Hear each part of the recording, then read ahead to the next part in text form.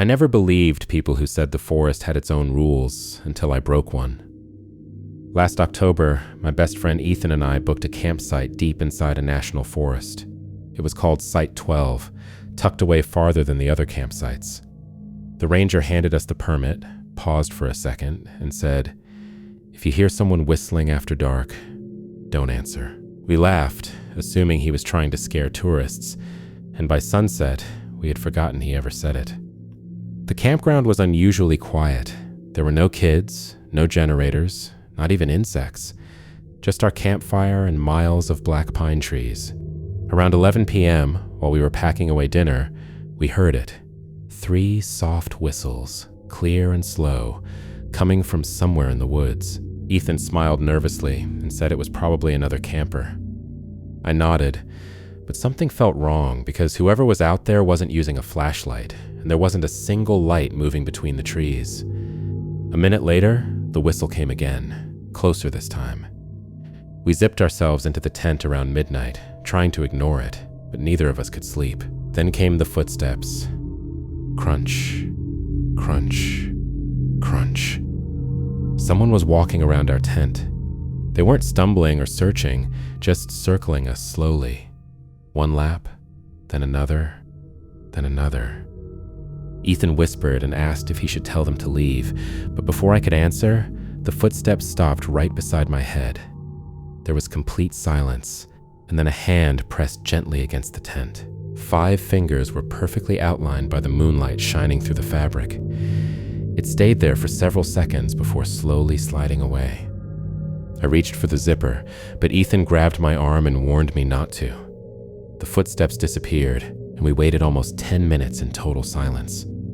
Finally, Ethan whispered that maybe they were gone. We counted to 3 and unzipped the tent, but the campsite was completely empty.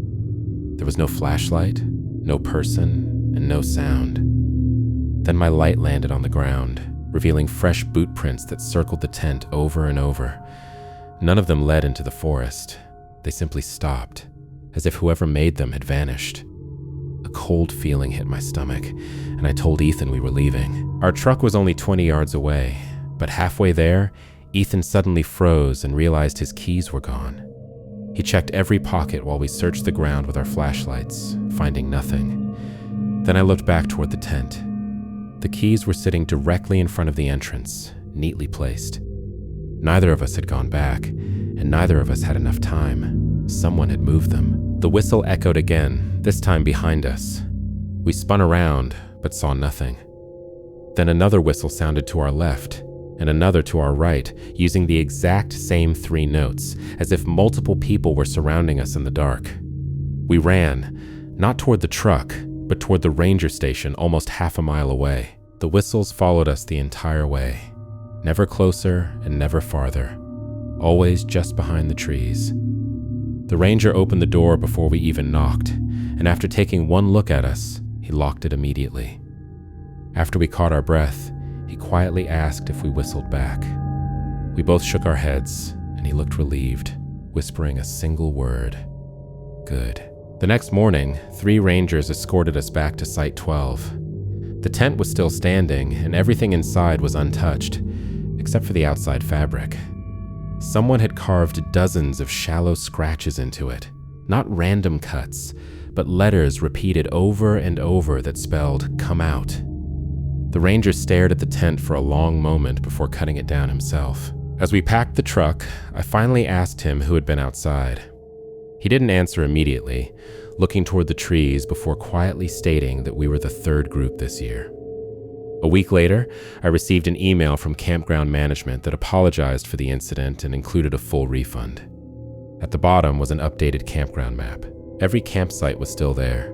Site 10, Site 11, Site 13, Site 14. But Site 12 was gone. It wasn't marked as closed, it simply didn't exist anymore, almost as if someone wanted to pretend it never had.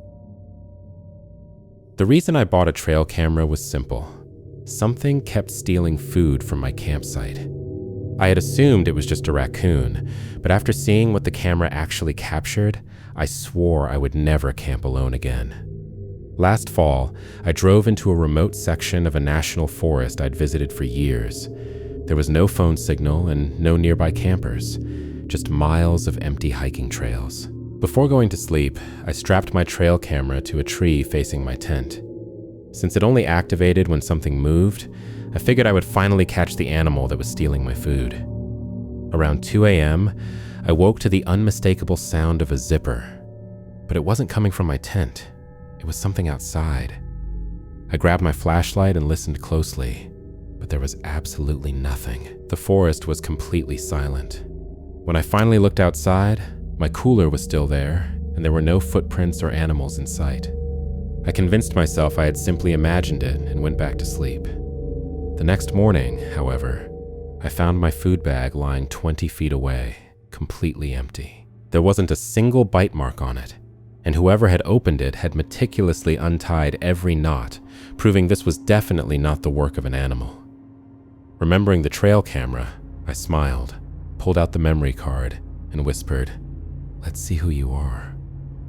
The first dozen clips showed nothing but squirrels, birds, and a deer.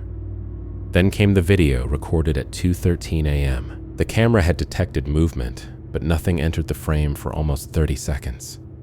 Suddenly, my tent zipper slowly opened from the inside, and I watched myself step out barefoot. With my head down and my face completely expressionless, I walked toward the trees until I vanished into the dark. 30 seconds later, I walked back, climbed into the tent, and zipped it shut right as the timestamp hit 2:14 a.m. I stared at the screen in disbelief because I had no memory of leaving, not even for a second. I laughed nervously and muttered that it had to be sleepwalking, but still, something deeply bothered me. When I walked into the woods in the footage, I wasn't carrying a flashlight, yet the video clearly illuminated my face. That meant someone else had been holding a light just outside the camera's view. I decided to pack up and leave immediately. As I gathered my gear, I noticed fresh boot prints behind the camera tree that definitely weren't mine, and they were facing directly toward my tent. Whoever stood there had been watching me sleep. Once I was safely back home, I enlarged the video frame by frame. At first, I saw nothing unusual, but when I increased the brightness, a chilling detail emerged. Between two trees, about 50 feet behind me, someone was standing perfectly still. Wearing a dark jacket and a baseball cap with his hands in his pockets, he was just watching, and he never moved during the entire clip. I reported the incident to the park office, and a ranger asked to see the footage. Halfway through the video, he paused, asked me to rewind it, and pointed at the hidden figure. He quietly asked if I had camped alone, and when I told him yes, he looked visibly uncomfortable. He told me the figure wasn't even the strangest part, and rewound the clip to the very beginning, telling me to watch my tent. Sure enough, the zipper started opening nearly 10 seconds before I appeared, almost as if someone had opened it from the outside before I ever stepped out. A week later, the ranger called me to say they had searched the area around my campsite. Hidden under a layer of leaves, they found an old hunting blind overlooking the clearing. Inside, they discovered empty food wrappers, water bottles, and dozens of photographs. Every single photo showed different campers sleeping inside that exact same campsite. Some of the pictures looked years old, while others had been taken only days before mine, and none of the people in them knew they were being watched. The ranger told me they never identified who built the blind, but it was demolished the very next day. Hoping to put it all behind me, I deleted the footage. Or at least, I thought I did. Months later, I bought a brand new memory card for another trip, but when I inserted it into my laptop, there was already one video file on it. It had no timestamp and no file name, just a 10-second clip showing my bedroom window recorded from outside my house. At the very end of the video, a voice whispered, "You sleepwalk here too." I used to be the kind of camper who booked the most isolated site available, but after what happened last October, I don't camp anymore.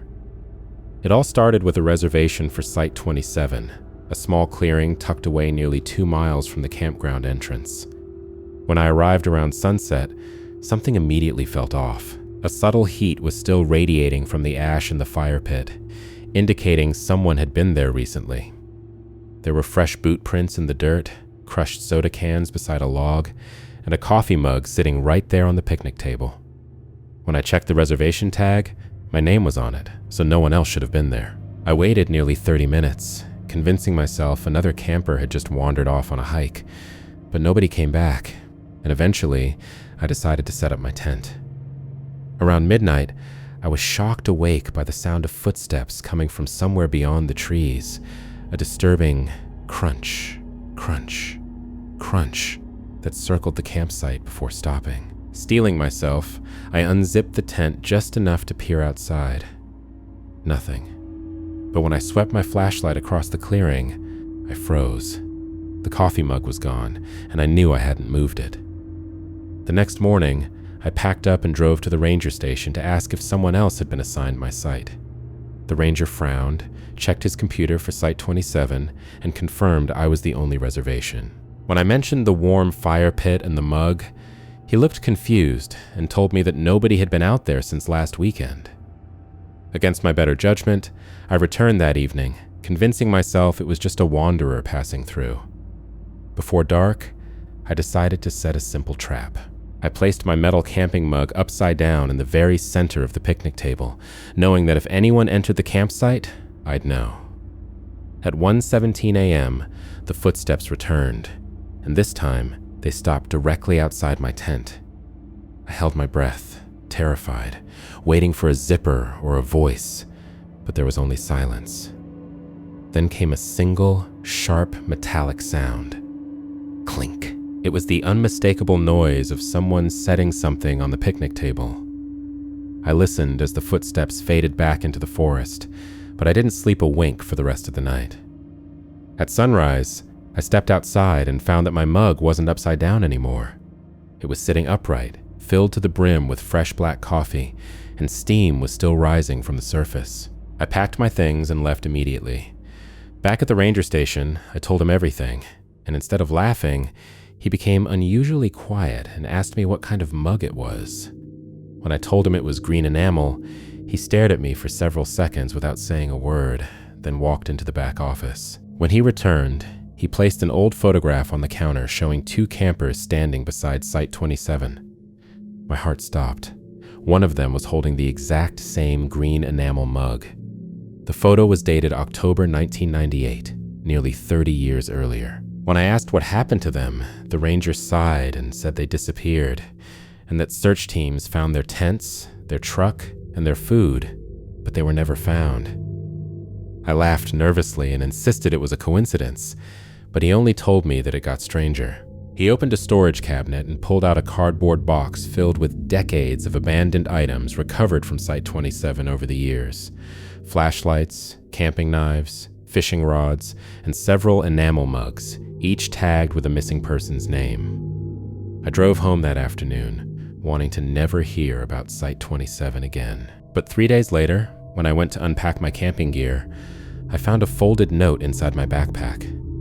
It wasn't mine. The paper was old, stained with dirt and moisture, and across the front, written in faded black ink, were 6 terrifying words.